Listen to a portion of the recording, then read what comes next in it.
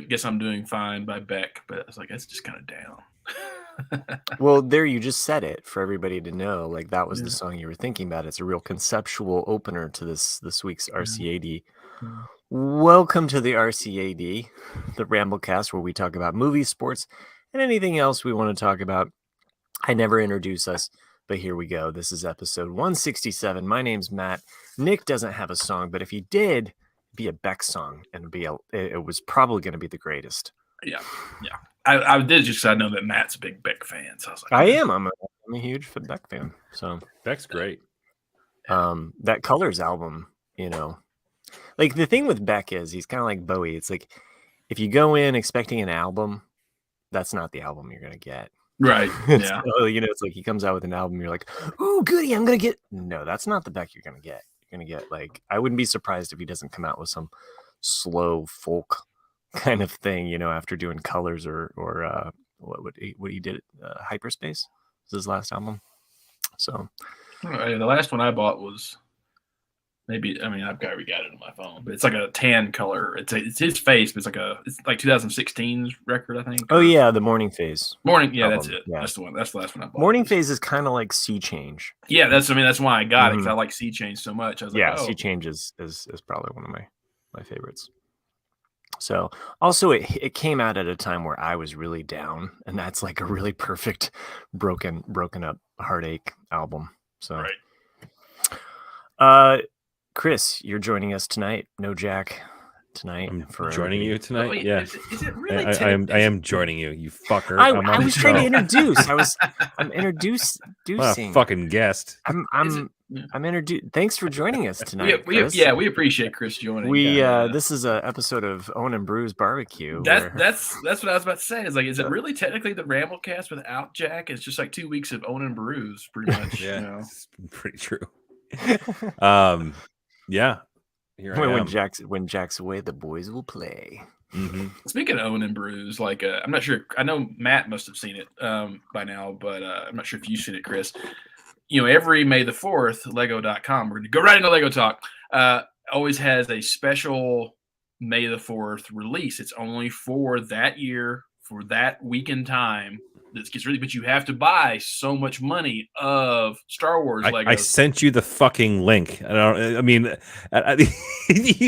know if you've seen it yet or not, there, Chris. But okay, I'd seen it before. I think you sent it to me. But okay, anyway. So for anyone out there that doesn't know, each year though, these Star Wars exclusives tend to be worth some money. Sometimes they're hit and miss, but there's some it's just a minifig, but that minifig will be worth hundreds and hundreds of dollars a few years later. This year, it's a very strange one. It's near and dear to our hearts. It's Aunt Beru's kitchen scene from A New Hope, and you're like, really? I'm cool. I'm gonna get it, but still, it's just like. That's why of all the things to make, that's what they made was just her sitting in the kitchen. Yeah.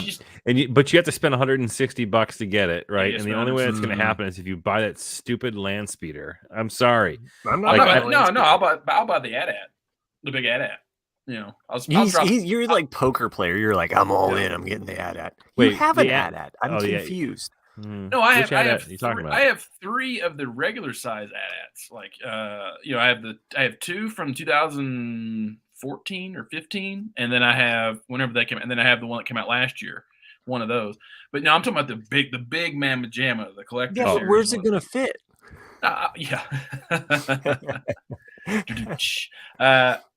Yeah, but I'll probably just I have the Falcon, the big one there. I've left it in the box for 3-4 years now. So I'll just until I find a spot, I'll just keep it in the box. And who knows? I was thinking about getting R2. Yeah. R2 looks like a good one. Yeah. But yeah, what do you think? Well, it's just because I sent you guys the link when they announced they were talking about the things that are coming out for May the 4th, and it's like.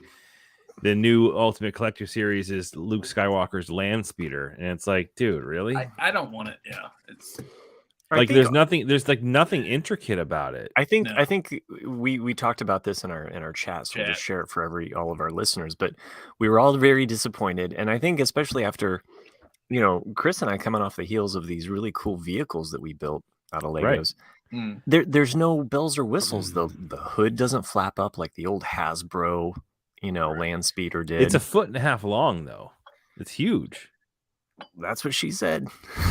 Yeah, it's just too big. Yeah, it's not. It's a bigger scale than the minifigs. So it's like, well, what's the purpose of it? I don't know. I don't know if I can for those folks who are watching live. Well, Will Fry is chiming in. He says, I have like $950 of Star Wars in my Lego wish list. I will hit 170 for sure. Yeah. So, I am.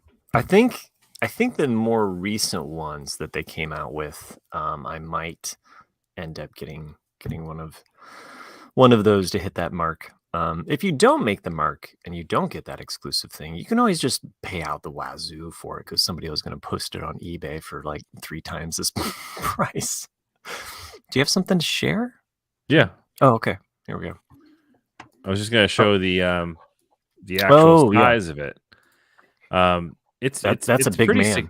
It's pretty significant. I mean, it's a pretty big display, but and he's a big man too. But it's $200, man. Like what? Yeah, I know. And it's not like you can take parts off of it or put back on. I mean, there's nothing. Yeah. It doesn't levitate. I look at like the no DeLorean. lights. The DeLorean's a good size. And what was it? $160? Yeah. Right? Yeah. That's perfectly affordable. And you're like, yeah, that's cool. And I think it's the right price for it. Yeah. But as I look at, lovingly against my wall, my display case thing for the Falcon is on its way. I should have it on Monday. It's on its way. I'm pretty excited about that.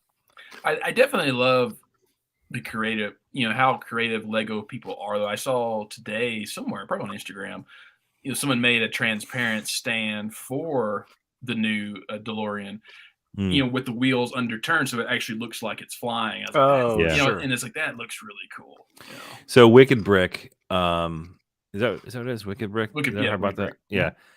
The folks who made the stand that I ordered for the Falcon, they sent like a cryptic email message saying, keep your eyes peeled for a limited edition release, and it was, it's for Back to the Future. I think I forgot what the gimmick was, but they're making a case for it, which I'm assuming it's going to be a similar style in which you'll be able to mount it so it's like flying or whatever. But might have to get one of those too.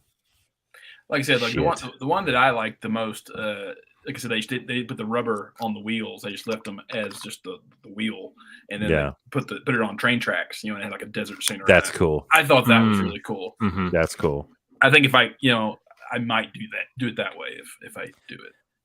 And also for the May the 4th week, there's 2 different gifts. So I'm not sure if you spend $200, you get both gifts. You should get perhaps. Both. Yeah, I would think you get both. One of the Chicken Walker, which is pretty cool. So the ATST, that would be cool to have. I wouldn't mind having that. But I think that I kind of do want to have Baru with the blue milk. Mm-hmm. You gotta figure out a way to get that into my shelf. Yeah, and the blue milk is, of course, now with this set, it's still rare. Like the only way you could get the blue milk carton, so far that I know of.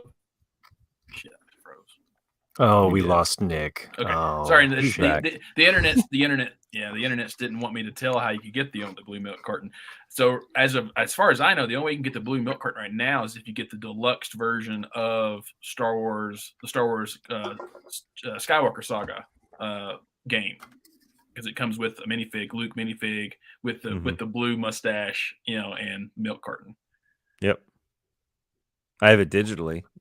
Oh, so you didn't get the fig though. See, that's the whole point of getting the hard copy, is just to get the fig. Yeah, I didn't buy the hard copy. I have the. Yeah, so I'll show you digital. The first one. Oh, here I'll put Nick up on screen for all of our live listeners that love the Lego.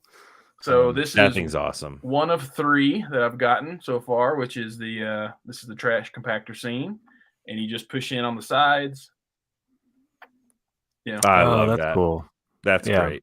Mm-hmm. And it's pretty cool. And on the back side, you have R2 and 3. Oh, rad! That is so cool. I like that. That's nice. That's the one that I have in my cart ready to go for May the 4th.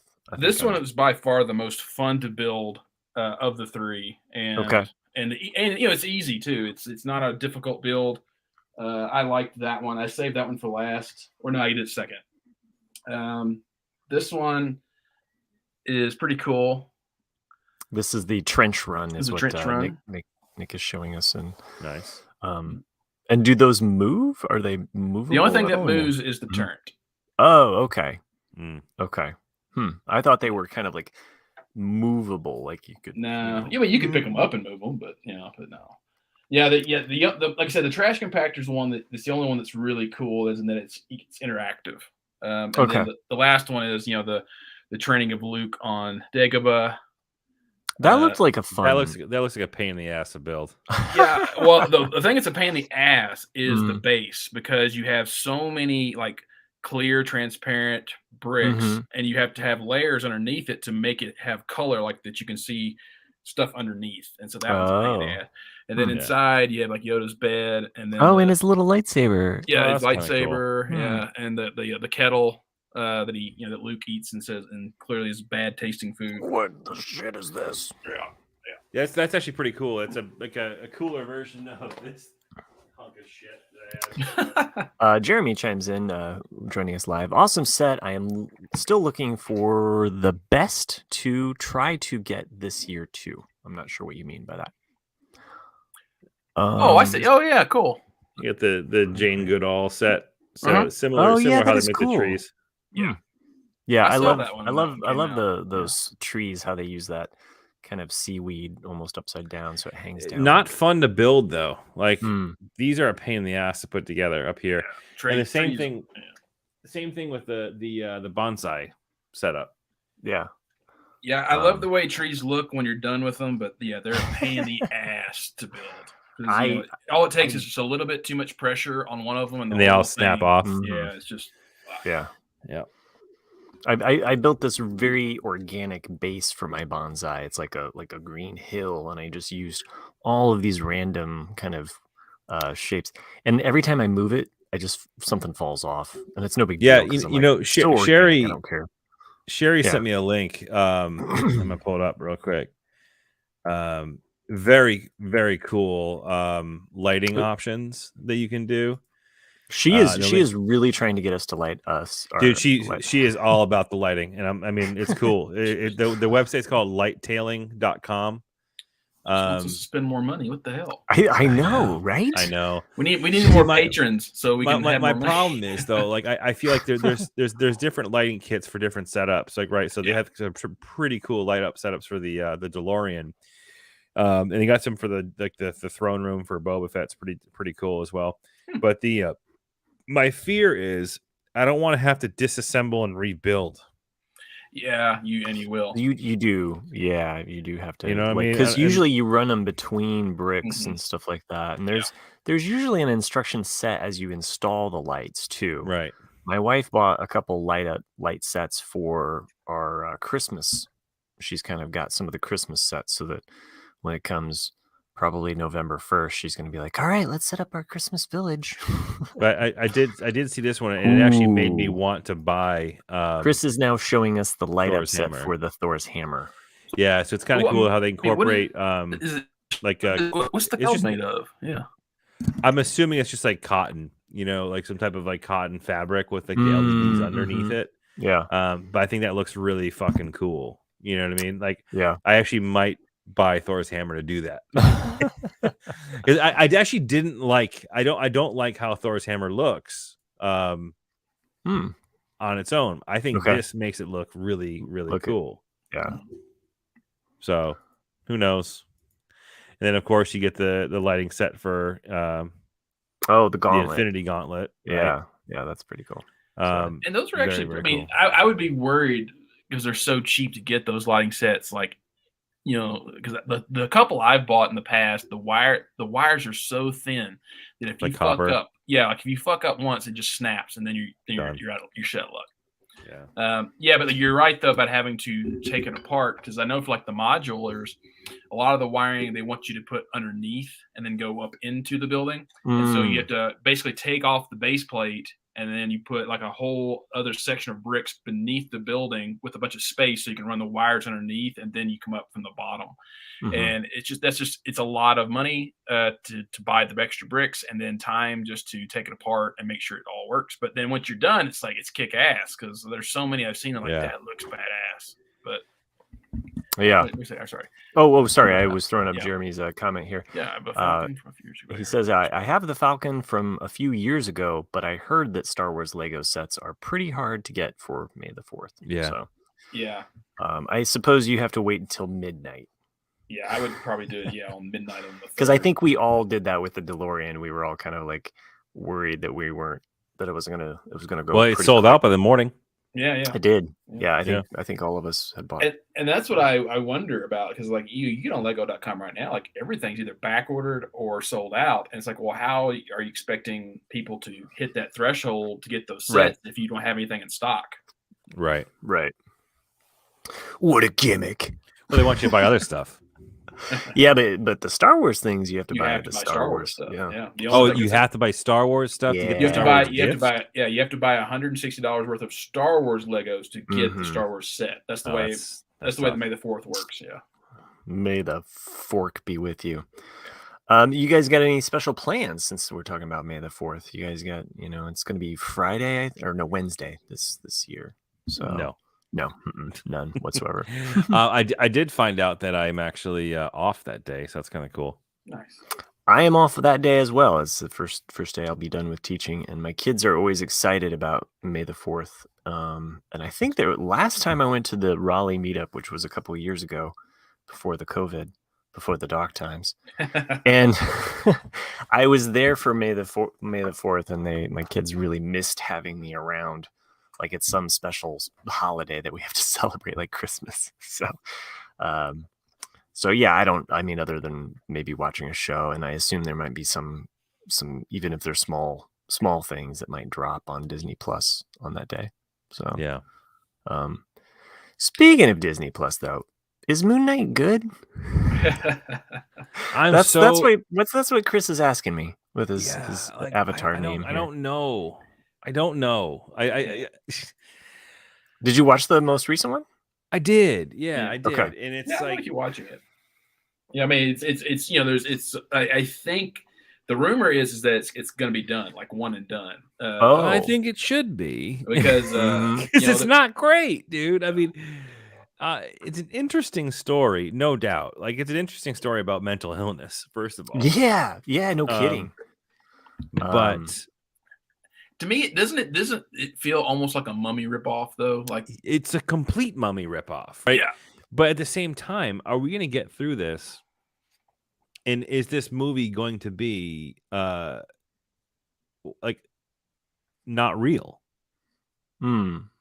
Like the jury's still out on that, right? So like we don't know if everything that we've seen, all the cool like fight scenes and just the connections that were made, we don't know if it's all chalked up to mental illness and not necessarily a true story in the Marvel universe, true story. Mm-hmm. I'm curious too. Like, are they going to introduce? It seems to me, and I don't know, and in this I don't want to spoil anybody. So we've all watched. If you want to remain spoiler free of Moon Knight, go ahead and fast forward just a couple of minutes. Yeah, we're gonna fucking talk about it. And to clarify where we've seen up to Moon Knight, we've all seen up to episode 5, and next week will be episode 6, and that's the last one. So, there's a third one, right? There's a third personality. No. Oh, I thought there was. I thought there was. I don't think there is. Okay, well, what about what about that other casket? I think that was our theory, but I don't think that happened. Because there's no room for it, right? Because if you think about it, right, in this most recent episode, the reason why Mark is saved is because the two arms of the scales evened out. Right. And that was representative of the two personalities, one of Mark and one of the personality that he kind of created to deal with the mourning of his brother and his see you next Tuesday of a mother. Yeah, a bit of an abusive moment there, and a very emotional moment that I had to kind of tell my kids, like, hey, this is how some split personalities occur. Right. It's through extreme childhood trauma, like what Like we're seeing Meowsers. here. So, I felt like it was true. Did you say like Meowsers? Yeah. No. But I felt like it rings true to, like, I don't know, yeah, like what you said, mental illness or those extreme kind of cases. Schizophrenia Schizophrenia. But so like the but jury's they out were- though. Like is this all in his head? Mhm. Like is he in a hospital in Chicago? Or is that outside forces of like what's his name? Ethan Hawke's character playing a trick on it. We don't know. Ooh, yeah. But I mean, I feel like we've been kind of led to believe that there's other tie-ins to this story for other Marvel Universe characters, which we haven't seen yet. But I don't know. Like I'm not convinced, and like I don't think it's great. I just don't. I'm and I feel badly about that. But I'm having some serious Lost flashbacks, right? Because of was it Tower Ret? Wasn't that the holding the Ankh, right? The statue holding the Ankh? It was just kind of cool. But like, I don't know. I'm gonna watch it, right? And I'm hoping that if episode 6 is the last of the series, right? Yeah. It's only a 6 episode It's supposed run. to be really long too. Episode 6. Oh, really? Oh, really? Okay. So I mean, I hope that it's Jeremy says in the chat, Moon Knight feels like one of the first TV series that should have been a movie instead. Yeah, that's what we said last week. Yeah, I agree with both you and Nick on that. I think that's true. I hope this next episode does something that really special to make this show really kind of tie in, because like introduce the third personality. Well, that's there was a moment. There was a moment, right, Nick, where like another person came through and it was a different voice, and I was like, "Wait a second, what's that?" Yeah, and I forget what episode that was, but that's what you thought. No, like, it was in this last episode when he was in the room there with the doctor guy, Dr. Harrow. Okay. And he is doing he's doing Mark's voice, and then all of a sudden this other voice comes through, and it's not Steven. And then that's when I was like, oh, are we gonna get this third personality? Yeah. And in the trailer, or not in the trailer, but in the end credits, you see 3 different faces of Oscar Isaac's character. Like in the little graphics and the cool graphics. Oh, okay. So yeah. I mean, that would be kind of cool. I mean, they would literally throw away the magic of this episode. If that was true. Jeremy says Matt is the third personality. Nice.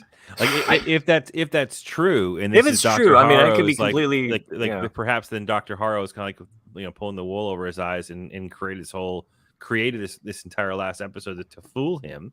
Maybe that's the case, but then that just removes all the magic. I know. Yeah, I was fully expecting for both of them to run into one of the rooms in the psych ward, and then see the third person, and both of them be like, "Who are you?" Because he could have been like, They already did that in Spider-Man, though. But they had the casket. There was the casket that was rattling around in the psych ward. When they were going through rooms, and they saw one in there, and then they didn't go. So, I like the story device though of them going through the different rooms and visiting the past. It was very being John Malkovich. So it reminded me of that. So I haven't seen that in a long time. Yeah, but like that sequence of going through someone's past memories and opening doors and going into different. That was one of the at the very end of Game of Thrones season 2, not the show, but the book, the second book, is that in the show, Dany kind of just sees visions, and she sees the chair and the snow coming and all this. But in the actual book, that's what happens, is that she's walking through this hallway, looking in these rooms of the past, the present, and the future. And I can see why the show did not show it, because it actually showed someone with a wolf head, and so too many people would have figured out what was going to happen. If it would have, like, oh my God, that's a Stark with a wolf head. Mhm. Like, what's that mean? And then like that's Robb Stark, eventually. Right. And there's a lot of cool, and you kind of disappointed that the House of the Undying, that's where it was. Anyway, but another kind of way that they use that same kind of montage. Here's my Nick. Yeah, so like the whole speaking of memories, I can move on a little bit here. I finished the final days of Ptolemy Gray.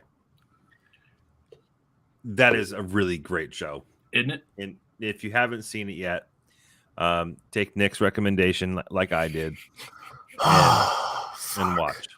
Apple TV. I don't know. Last Days of Ptolemy Gray. Guaranteed Emmy nomination for Samuel Jackson. I guess I'll watch it. Like, no doubt. Like, it was incredible. Like, that was such a good show. And the ending was very satisfying. I enjoyed it immensely. But yeah, Samuel L. Jackson was absolutely amazing in this series. Like, it was to see him go from a range, such a range, right? I mean, you had like him acting as like a 20-something, a 30-something, and you have him acting like a senile old man who has no memories, and then that same old man getting his memories back, and then you see him slowly degrade back to where he was, but you also see that shimmer of like just absolute brilliance of his character, like smart man. And it's just like even his facial acting is on point, because like the scene, Chris, that that you texted me about that got you, like really early in the show, when he starts to enter that room, his eyes that he gives to the person who's showing him the room of like this wide-eyed, almost childlike innocence of what's going on in here. Like he's almost fearful to go in there. And then once it hits him in his, dissolved brain, or what do you want to call it, but just dementia, that scene rips your heart out. It's just so intense. And trigger warning, right? For anyone who's dealing with any family members or has dealt with family members who have any form of dementia, it's hard. To deal with and process. Like I mentioned before, I'm kind of going through that with my mom right now, and it's hard. It definitely hit me probably harder than it normally would have, just knowing through what we're going through. But like just seeing it put on the screen and acted out, like wow, like it was like a perfect like representation of what that's really like, for some people. But man, it's if he doesn't win the award, I mean, I don't know who will, because it was that good.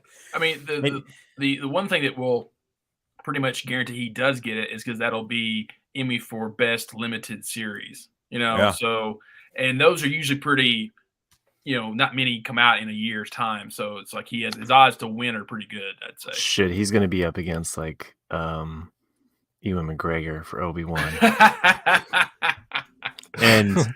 and fucking what's his name? Isaac. Yeah, Isaac. Yeah, from Moon Knight. I want to address Will's question here. Will asks, I just finished Ted Lasso, and now I'm watching For All Mankind. After I'm done with that, should I start Ptolemy Gray or Severance? I would say watch Ptolemy Gray because it's just a one and done season. Whereas once you finish Severance, you can be like, fuck. I want to watch. I want to keep watching. That's true. Yeah, because once you do get done with Severance, you're gonna want more. Yeah. So hold that itch off as long as you can, because it is a great show.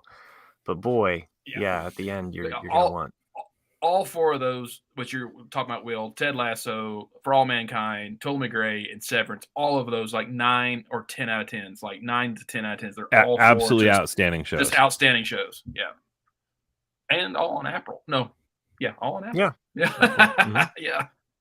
And now for a commercial break from Apple. Did you hear that Nick's dad invested in Apple back in 2004? And maybe, just maybe, Nick and Chris are just really balls deep into Apple stock, and they're just like talking about these Apple shows just to get the stock up, you know. So I'm hypothetical, you know. I don't mean to be a conspiracy theorist, you know Well, we me. didn't invest in Netflix. now, speaking of investing, I like how you did that. So a couple weeks back, you know, I had, you know, the whole thing with Twitter and Elon Musk. Mhm. I was like, you know what? I'm just gonna throw $10 on Twitter and just see what happens, you know, because Twitter Sure, stock you're was gonna, yeah. Twitter stock was kind of low, and then it just kept. It just never got above that $10 I put in, and then all of a sudden it shot up, and I was like, okay, now I've got $10.25. I better Right. sell. Yeah. The fee to sell it would cost you Seriously. Yeah. And I was like, okay, now I'm gonna sell it. How do you guys feel about Elon taking over Twitter? I don't know. We'll say I'm all for. I want Tesla stocks to go back up. I don't give a shit about Twitter stocks. I heard a good joke today. Like, what if he renames Twitter MySpace X? That's funny. I would actually love it. I love the joke Elon Musk tweet about like, I'm gonna shut this down. Like as soon as I own it, I'm just shutting it down. like how baller that would be. I would also love that. Yeah. You know, just like, and now hell is gone. I don't even really use Twitter anymore, to be honest with you. No, I don't either. Yeah. I want Jack to be happy. That's really what it is. This thought crossed my mind. Go ahead, Chris. I'll let you finish your thought. I was just gonna say though, I can't help but feel some danger ahead. I mean, I think the pendulum's gonna.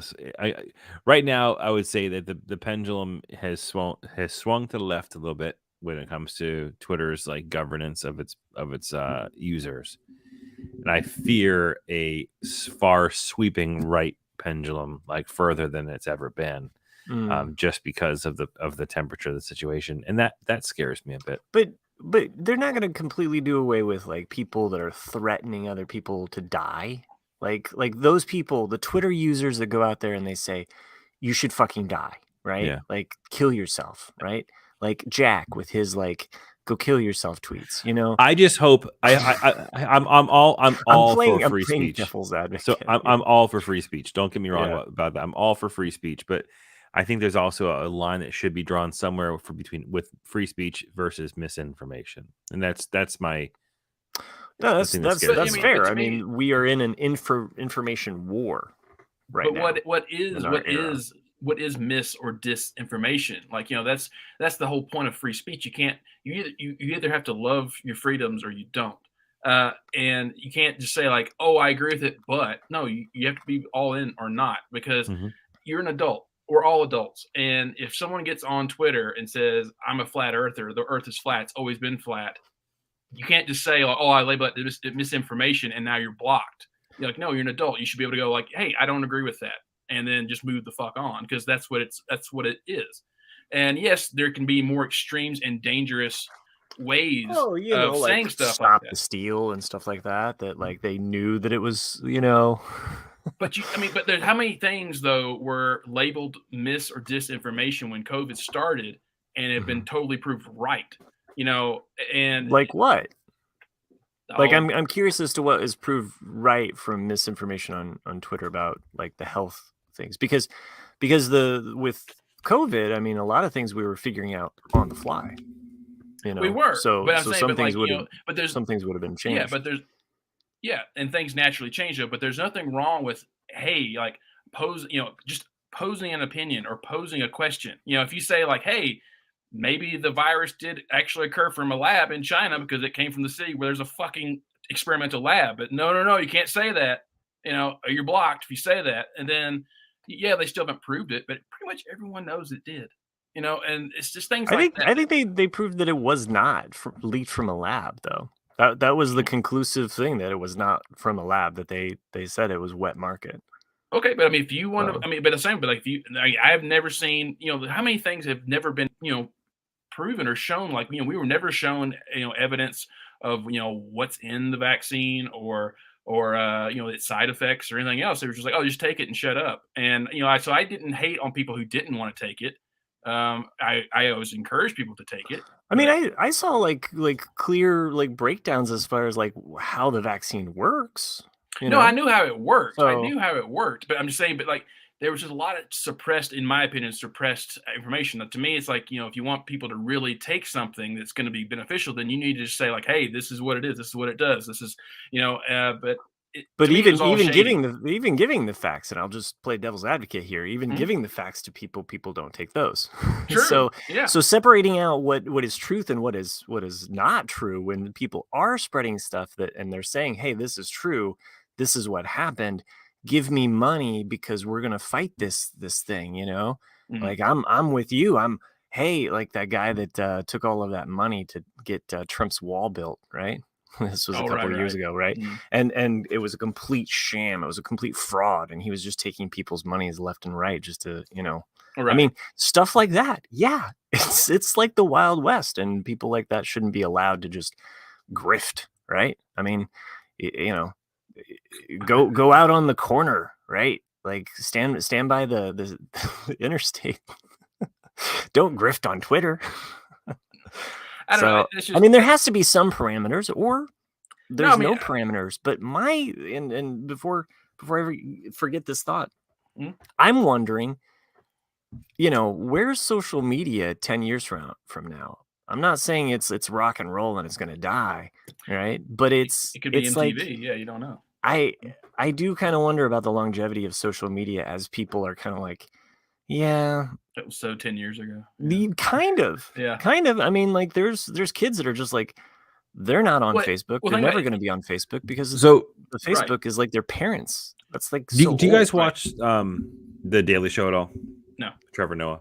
I haven't watched it since Jon Stewart left. Yeah. So he 'Cause of actually did a really disinformation. he did actually a really interesting take on this, and I'm just gonna play a clip from the show. I'll Can you show a though? Can video. you though? Copyright? I don't know. Yeah, why not? You're gonna get this whole episode pulled. Okay.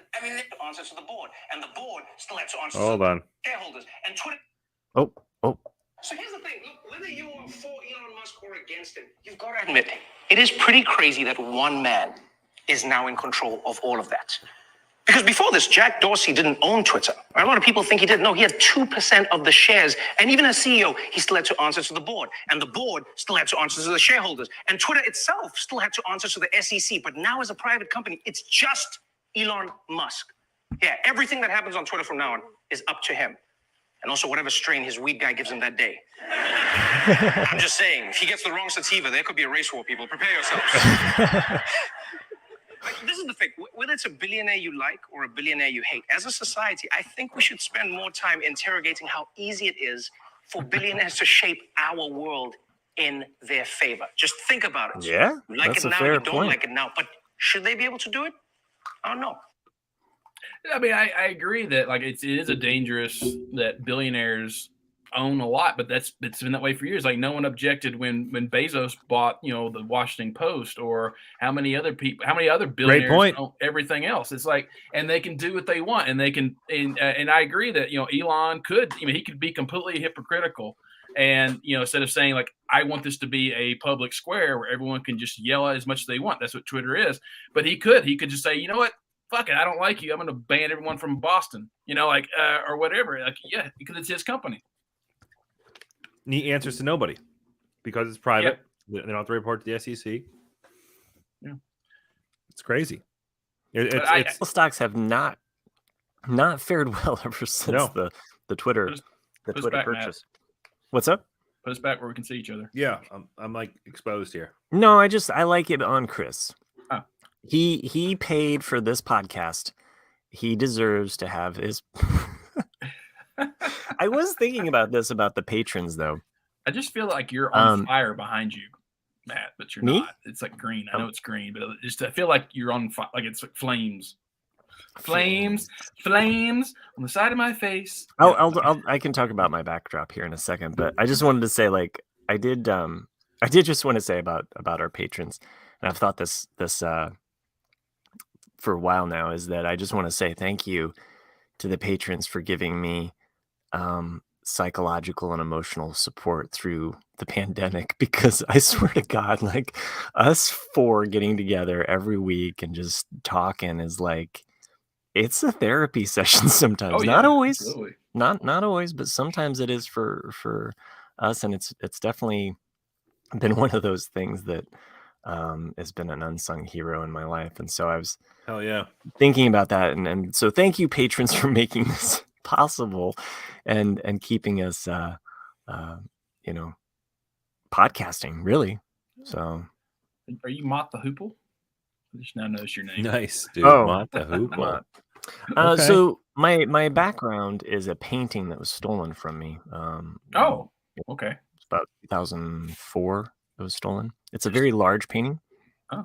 It's about 5 foot by 6 foot square, and it's kind of a family reunion. Oh, I see it. Yeah. And this guy with this guy that's like, it's kind of like exploding from his head, like he's been So, shot by pollen. Is It's called this Shot by Pollen. Is this just like a photograph that you took of it or a scan? Yeah, I have an image of the painting before it was stolen, but Mhm.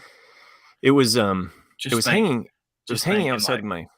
just think like in 120 years, it'll be like up in some museum, and it'll be like whatever you I call doubt it. it. It'll be like unknown. Somebody probably Elon Musk painted owns it. it. Elon Musk owns it. Yeah. It's an NFT. Yeah. Yeah. No, it was a very large painting, and I was living. I had my studio on the second floor of this arts building, and someone came through over the weekend, and they couldn't get it down the stairs because it's so big. They couldn't figure out how to get it out. I had used the service elevator to get it up and down because it is large. So they didn't know what to do. So they ended up ripping it off the stretcher bars. And so I found the stretcher bars, like the body. And then I knew. At first, when it was gone, I thought one of my artist friends was like fucking with me, like playing a prank or something. And then I found the stretcher bars, and I was. Was it just yours that was stolen, or were many? Or At that time, there was a couple different kind of art crimes that were going on around the area, and I did report it to the police. So if it ever were to return, or show up somewhere, I have physical evidence, and it's been filed, so I would basically be able to claim it. But anyway, there were 5 paintings shortly after my mom passed away. I was kind of in a Yeah. I was very depressed, and I had gotten a studio, and blue period. with some yeah, I was very blue. I got a studio with some of the money that was kind of left to me, and there wasn't a lot because it was, basically there was like an insurance policy essentially that I got a little bit of money, and with that money I decided to open up a gallery / art studio for myself. And it was a total, like, when you're 25 and you've got nothing in front of you, you just, Man, that was like 45, 50 years ago. it feels like it. For sure. Especially like just some of the shit that I went through. But anyway, I'll show you the full painting here. I was trying to pull it up while I talked and told this story here. While you're doing that, John asked a question and said, "Did we ever find out what happened to those famous blue jeans after they ended up?" Yes. Matt took what remained of them and put them in a cast, and so like now they're like a No, they're not. mold of the jeans. No. Yeah, they're ripped. That's actually quite nice. Thanks. Yeah, it's a large painting. It's a photo. The original image is a photo that Yeah, my I can see why grandfather someone took. ripped it off. Yeah.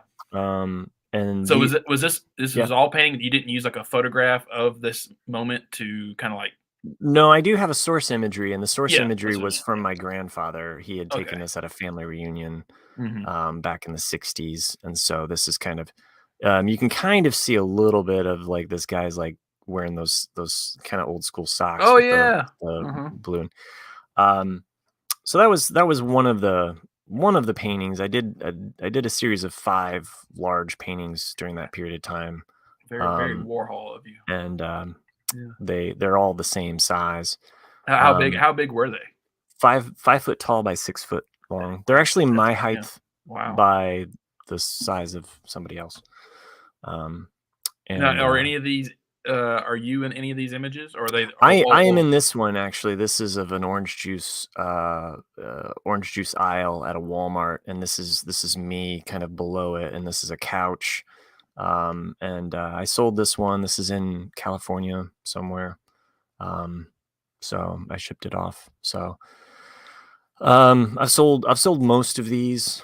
There's one more that was a real strong one from that period, which is called Tilling Soil. And this painting was a painting that was kind of, and all 5 of these were hanging, and this one, a friend of mine had came to visit me at the studio, and she said, "Oh, this looks like a funeral." And then it was kind of like, oh yeah, that's what I'm going through. It's like sometimes you're just making stuff and you don't realize what you're doing, and she was cremated, and this was supposed to be a tornado. And this series of photos of people below were just kind of a collage of people that I knew. And so it was at a party that I had been to. And so I just, I collage images sometimes. Like I see things and then I piece them together, and then I'll paint them. So, each of these paintings they kind of have a color theme. So like this one's green. It's kind of hard to see. It's very dark. It's very hard to photograph dark. See it just fine. Yeah. Oh, thanks. And that one actually is of my aunt when she was little. And there's some figures kind of off to the right there. And the top part is this like nightscape kind of thing with lights off in the distance. So then has to do with time travel and theories about time travel. So and then I'll show you the last one just to complete the circuit here of five paintings for everybody that's visiting and seeing this live. But this is a painting of my sister at the time. She was 12 when when our mom died. So she's my half sister. And this is just kind of her looking to the sun, like. Oh, okay. So it looks like a wing. The blue part looks like a wing of a plane. It is. Okay. Very good. Yeah. Okay. And then the sun. I did my job in the distance. Yeah. Okay. Yeah. It's like on the horizon. Yeah. Mm-hmm. I always used to fly out to Washington to visit my family, and so losing my mom definitely, like, it was, I wasn't going out to visit my stepdad, I'll tell you that much. And my sister, I still visit with her. She comes out, but anyway, that series though, 2002, I painted those in a series of probably three months time. So you just a youngin'. I was very young at that time. So I ran that. They're actually very gallery. Nice paintings, Matt. Oh, thanks, Chris. You're welcome. It was a very busy time. I did the gallery studio thing for a couple years, and then I kind of burned myself out on doing the gallery thing. It's like, hey, come see a show. Hey, let's do this. It was like every month kind of building up that, like, energy. So anyway, sorry, side topic there. No. But I've thought about my mom because it's been 20 years, and it's just time has a way of, moving beyond you, and, and as Chris knows about losing his parent, it's like there's the time before and then there's the time after. It's like there's no, it's like there was this and then there wasn't this, and it's a weird thing.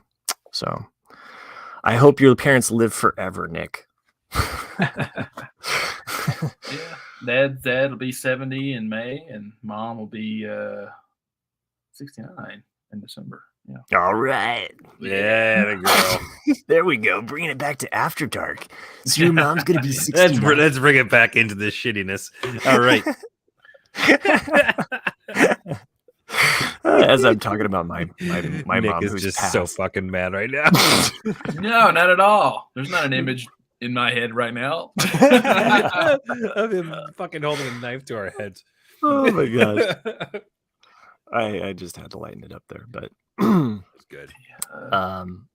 anyway. I was trying to think anything like aside from Legos. That's kind of all I've done. I went and saw my first NBA game on Sunday ever. Oh, really? Your Yeah, first? You've never watched a game ever? Well, I mean on TV. I mean in person. But like I've seen fuck lots with of you. Major League Baseball. I've seen NFL. I just never had gone to see it. But, there's not really aside from the Grizzlies, which weren't really in Memphis when I was growing up. And I was in Knoxville when they actually came to Memphis. And I was like, well, I'm not driving to Memphis all the way across the state to see a basketball game. But like a friend of mine had an extra ticket to Game 4 of the Golden State Warriors versus the Nuggets, and it was the one game the Nuggets won. But it was a good game, and it's shocking because I don't really watch NBA, but to see like the Nuggets' best player be a gigantic guy from Serbia, I'm like, what are the fucking odds of that? You know? But yeah, man's a beast. And then did you see the clips of was the Timberwolves game? I think it was a Timberwolves game where there was a couple of protesters who sat like second or third row from the court because apparently I think it's the owner of the Timberwolves actually has a chicken farm that's been known for not being humanitarian or not humanitarian. What's the word I'm looking for? Animalitarian? Humane. Oh, okay. Humane is the word I'm looking for. Inhumane. But you could tell, and I think it wasn't the first protest they've had, you could tell that security was nearby. And judging on how quickly this security guard just tackled this girl, they had to have been watching her. Like they had to have known that she was a suspect. Yeah. So this girl, like middle of a game, like jumps up out of her seat and goes to run onto the court. And a security guard comes out of nowhere and like tackles her 3 feet into the game and escorts her out. And then the person who was sitting next to her was filming it. That's where there's two angles, the broadcast, and then of course the footage from the camera of the person who's sitting next to her has been released too. But she got laid out real quick. Yeah, can't protest any sports anymore. Jeez, what's the world coming to? I mean, right? It's like, I just want to protest against these. John, retired guy, says we can only get humane chicken eggs here in California. What was his name? Human? His name was Phil. Human or humane? Humane. Oh, okay. That E is really important. So I always think of Portlandia, like, can you tell us about the chicken? His name was Phil. He grew up a few miles down the road, on a free-range chicken farm. I know what scene you're talking about when they're in the restaurant. In the restaurant, Then they go to the restaurant. Yeah. Don't they go to the restaurant? No, they're in the restaurant when they ask about it. Like, can you? Because like they're looking at the menu. Though, can you tell us about the chicken? And the waitress goes like, "Oh, its name was Phil." And but don't they go to? Don't they? They have go to the farm. Yeah, they go to the farm. Then yeah. Mm-hmm. It reminds me. Have you watched any of the documentary now? With Bill Hader and he's also on that Portlandia. God, why can't I think of his name now?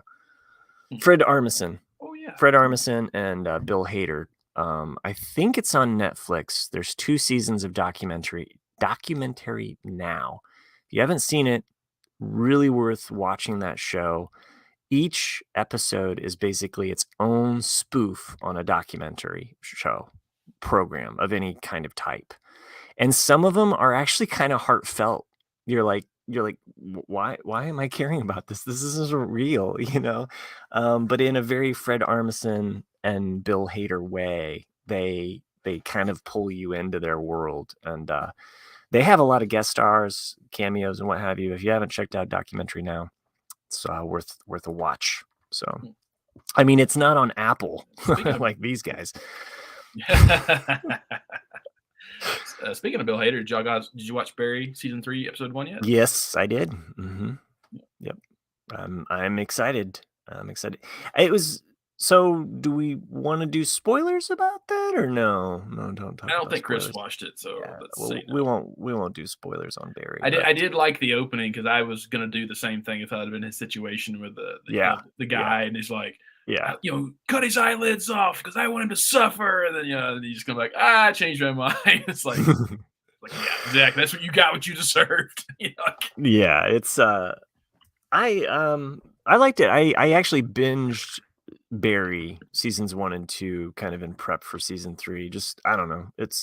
I've been doing 3 it. years, yeah. It's been a while, and I think also too, like, sometimes I like to, I mean, I'm an artist, so I like to draw and I like to work on or paint, and I like to listen to TV shows, and so there's this real weird kind of thing where like there's certain shows that I want to sit down and just enjoy and indulge in, Other shows it's like, I could care less about.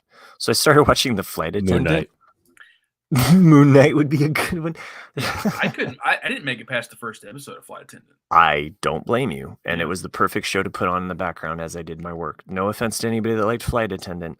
I didn't quite like it. Now, I did like the spin and where season 2 began with the Flight Attendant.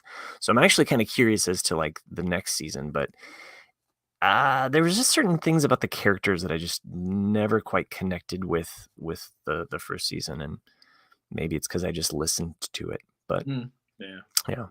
Anyway. What show is it? Shit. We continued the my daughter's Marvel watch. Oh yeah. So Where are we at on that? So she's seen Iron Man 1. We skipped Incredible Hulk. Right. Seen Iron Man 2, and tonight, right before we started the show, we finished watching Thor. Oh, okay, yeah. She loved Thor, I liked Thor. and I'll tell you, it's been what 14 shit. How long has it been? 12 years, 11 years since Thor came out. That's a great movie. It's actually a really good movie. There's some really good moments in that movie. So It's got the guy from what's the show we hate watch? Manifest? Manifest. The lead guy from Manifest is Fandral in the first Thor movie before he was recast to what's his name? That's right. Zachary Levi. Zachary Levi, Yeah, for the remainder of them. But yeah, man, I actually really enjoyed it, and she's gotten like the whole, I gotta watch the credit scene now, and it's like, well, now you can fast forward it, which is great. Oh yeah, they have the skip option at the bottom. Well, no, just like you're sitting in a theater, you have to sit there and wait for it, but you can just hit fast forward. Some of those Marvel things on Disney Plus though, they'll have the little skip thing too. Oh really? Mm-hmm. Yeah, and it'll skip the credits that you don't want it, so you can just watch the nice. clip. Yeah, I didn't give it a chance to do that, but you were just like, "Fuck this, let's get to go." it." Yeah, but I'm so excited that I'm about to watch Captain America with my daughter, and I'm fucking super pumped about that because that came out in 2011 as well, I believe. Yeah. So how is this asshole only seen one Marvel movie? Like crazy. He's like the Jack of the group now. That's actually pretty crazy. But what's interesting though is that I saw Captain America with Nick. I think you were there. San Diego. Maybe. Wow. First Avenger. We went to the movie theater, like the outdoor, like in the shopping mall outdoors. Anyways, I went. Okay. With a bunch of us, and I'm sure I went. Like 2 days later, I came home and I found out that my wife was pregnant. Oh with wow. my daughter, and I'm watching that movie with her. Like next That's so crazy. And I'm like, whoa. Weird. That's cool. Wait, I'm gone for a week, and you're pregnant. What the hell? But what did you do? Severance yourself? Who was the father? But it's just wild to think that like I remember coming home from that trip and then finding out that I was gonna have a daughter, and now I'm watching that movie with my daughter. Weird. Do you ever take your daughter back to the place where you conceived her? This is where your mom and I made you. This is where I put my seed into your mom. Nope. That's okay. Weird, man. But do you guys celebrate like your conception date too? Do you do that? No. Like, okay. All right. Just checking. I don't. Fucking weird, man. I don't do that. I just was wondering if you did. So I was asking for Jack. So my brother, my son just turned 3 this past weekend. That was one of the big things we did this past weekend. So we had a birthday party. Because he's end of April, right? Yeah, 24th. 24th. So, that's right. Because because my son's the 23rd. Yeah. That's so right. he he's technically, so he's 3, but he's technically 7. Oh right, yeah, Frozen. Isn't that weird? Yeah.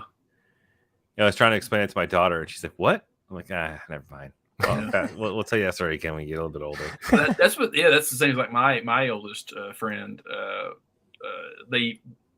They got married later, and then he had some complications. So the same thing, like they went ahead and fertilized, I think, like 10 eggs.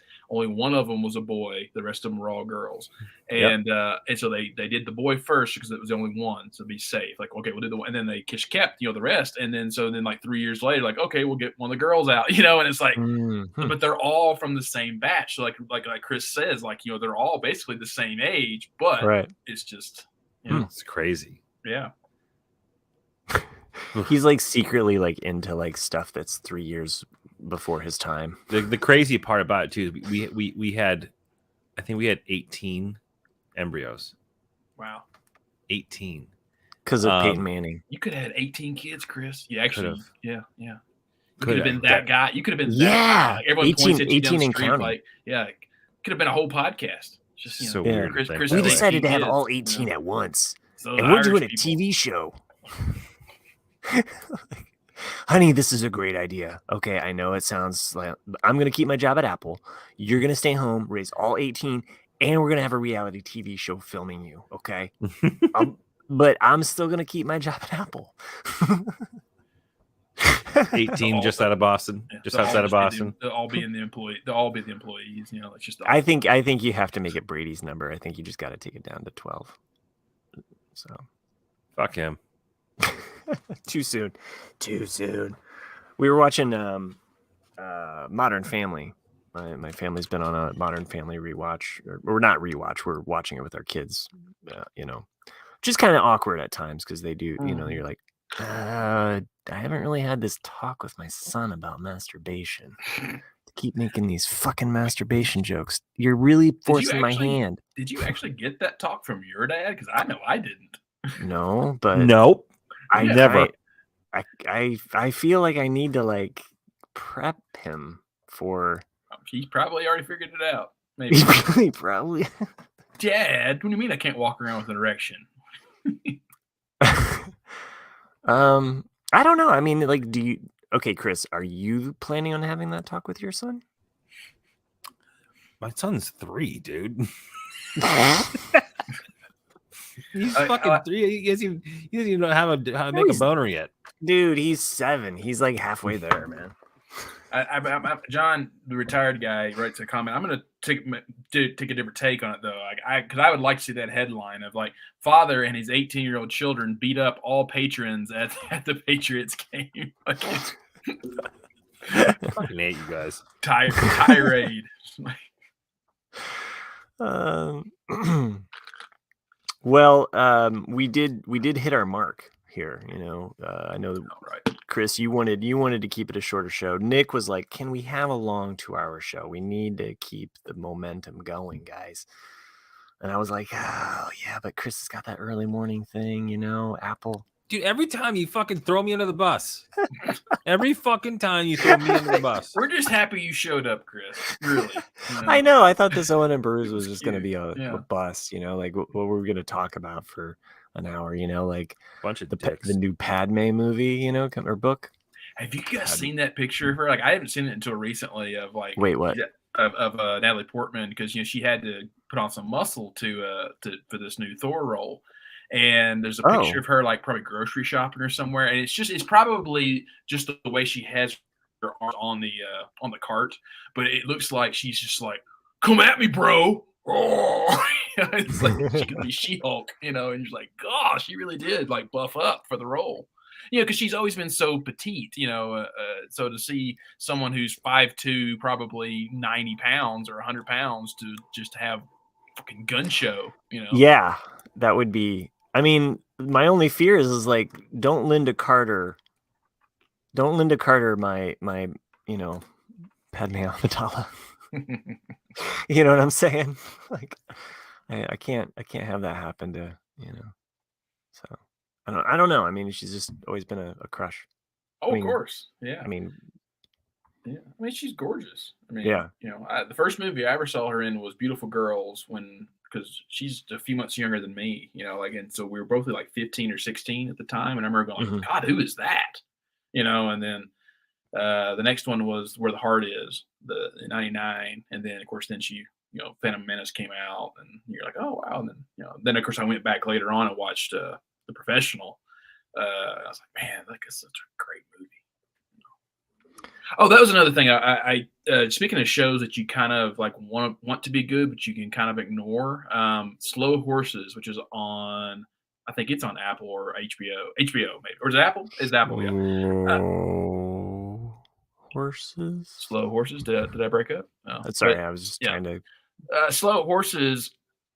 It has the potential to be a really good show, but it's a little slow. It's basically about why am I forgetting his name? The guy that is the bad guy in The Professional. How can I forget that actor's name? He's like one of the greatest actors ever. Sirius Black. Sirius Black. Yeah. Sirius Black. He's Sirius Black. Fucking Gary Oldman. Gary Oldman. Yeah, Gary Oldman. Yeah, so basically it's MI5, and he runs like the people have royally fucked up in MI5, and it's kind of like this. So far, it's just about this one kind of recruit, and it's kind of hard to explain what the show's about, but you're just kind of like, okay. And then the girl from Ready Player One is also in it, Chris. Oh, nice. That was the main girl. So I mean, it's got a good cast of actors. It's just, to me, it's just kind of like I wish the reveal would be quicker, or they would kind of get on with actual stuff. But this last episode was a nice twist on some things. So I was like, oh, so it might take an actual finally kick into where you're like, okay, now it's getting good. Interesting. Miami Mike says that we should watch Russian Doll, but not the same Will Smith we're thinking of. Yeah, I know, that's what I thought too. Yeah. It's like, well, that's interesting. Okay. Oh yeah. So Mike says we should watch Russian Dolls. Or we should catch up on that. Have you guys seen Russian Dolls? Jack recommended it to me when it first came out because Jack really liked it, and I couldn't get over the whole Groundhog Day aspect of it. Because that's what it's about, is that at least the first few episodes is that she's dead and she keeps, or she, I don't know if she's dead, but she keeps reliving the same day over and over again, and so I mean I watched I think the first 2 or 3 episodes and then I just never went back to it, and I really should because I know it is a good series. I just never got back around to it. I'm still like pro Ukraine, so I'm not gonna watch it yet. So. I did watch Schmigadoon on Apple TV since we're promoting the old fruit cart tonight. If you guys haven't seen that, it's a musical produced by Lauren Michaels. So it's got Cecily Strong in it, Keegan Michael Key. It's kind of an unusual show, so it might not be for everyone. But been watching that, so that's been my fall asleep to show. I don't know how, because it's like bright and colorful and it's got musical songs, but I like the spin on it. If you are a fan of Mike Myers, he was recently on the Dana Carvey and David Spade Fly on the Wall podcast this week, so that's a good one to tune into. Hearing Dana Carvey and Mike Myers talk about the Beatles, like what could be better. So it's some pretty interesting things about Mike Myers, and even I'm sure we got some interesting impersonations on that one. And Dana does a lot of stuff, but on that one they didn't. There's a couple that they throw in at the beginning, but really they're just kind of talking Mike's ear off, or at least Dana is. So anyway, I just thought I'd mention that if for any fans out there of SNL, hearing those two talk, and knowing that they're really friends, like they're we think of these people as being, comedy gods, but it's kind of interesting to think of like, oh, they're texting each other just like we do. Well, that's especially as I've gotten older. And I think also living in Los Angeles and meeting the, not A-list celebrities, but the few that I did, that when you're a kid and if I was 10 years old and I saw Chris Hemsworth, you're like, oh my God, you're Thor. And you think of them almost as a god because they, but they're our age, and it's kind of like when I met Evangeline Lilly, when I saw her in the hotel lobby, I just went and talked to her like a person because it's like, I wasn't intimidated by her. Just like she's the same age as us. So I was like, well, to me, it's just like talking to a friend. And that's kind of how I felt in LA too. It's like, they're just regular people and they're just doing their job. It's only like when they get to that, like that, Tom Cruise level to where like they have so much money and so much attention on them that like, you kind of like, fuck, I bet that guy's an asshole, because it's like, they just don't want to deal with anybody. I don't blame them. I wouldn't want to deal with it either when you're that famous, but which is kind of what you're saying though. Like, yeah, they're just Dana Carvey and Mike Myers are probably just like everybody else. They're just like, hey, like this. Yeah, they're just like everybody else. It just so happens that Mike Myers got the last written letter from George Harrison. No big deal. Who did? Mike Myers? Yeah, Cool. he talks about it on that podcast. It's pretty cool. So, spoilers for the podcast. I don't feel like I spoiled anything. Just tantalized you to want to know more. So, yeah. Did you ever? Do you know the story? Ringo talks about it, like the last thing that George ever said to Ringo, because Ringo, I forget who it was, somebody in Ringo's family was also not very ill. Oh, maybe it was his son or something like that, like had to have like an operation or something. But Ringo lives in in America and George was over in London, and Ringo saw George for the last time about a week before he died, and they knew that he was not going to live too much longer, and Ringo basically said to him like well, I gotta go. My son's having an operation or whatnot. And George, being very George, was like, "Do you want me to come?" And Ringo says that's he goes, "Yes, it's very George. Like to be thinking of someone else, but it's also something that kills him because it's like George knew, that he couldn't physically go anywhere, but it was still like it's just the thought of like, do you want me to come?" It's like, he goes, it's the last thing I remember of him, it was because that's the last thing he said to me. And it kills him every time he thinks about it. But it's a good story. I've heard Ringo tell it a couple times. But as you know, George is my favorite. So, well, I hope our podcast is your favorite. Indeed. Or at least the listeners that join us live. I mean, whenever Chris shows up, which is so rare. Rare. It's like, when he's present, it's like we are like the Beatles, When he's not here, it's just like we might as well be Badfinger. And when Jack skips for 2 weeks, it's like fucking Yoko's gone. Or the monkeys. Yoko's gone. He really pulls the room together, guys. Jack should be back. Jack should be back next week. He couldn't make this Thursday night, and Nick couldn't do Tuesday, so it was a little bit of like, which do we want? Do we want to have Nick or do we want to have Jack? It's kind of like, well, Nick won. We chose Nick. Yeah. Live or die. Jack really did, though. For everyone who thinks Jack's cold, he actually was very sweet and said he missed talking to us and was really looking forward to next week. I think he said that he missed talking to Nick and I, but not Chris. It was kind of funny. Like he fucked over Chris in the texting thread there. It was kudos, Jack. When he butt dialed us today, did he butt dial all three of us, or was it just? No, I think it was just I didn't you. get butt dialed. Oh, okay, yeah, he butt dialed me. Yeah, yeah. Because I was like, why the hell is Jack calling me? He just wanted to get in your butt. You know what's really weird? You know what's really fucking weird is that we sit here and talk to each other for fucking at least an hour and a half every week, face to face on fucking StreamYard. But how jarring would it be if you received a phone call from any one of us? That would be so fucking weird. It would be. I'd be like, why the fuck? Like you just said, like, why the fuck? I would think something was wrong. Yeah. Dude, for sure. Nick, if you called me tomorrow, I'll be like, fuck, is everything okay? Yeah.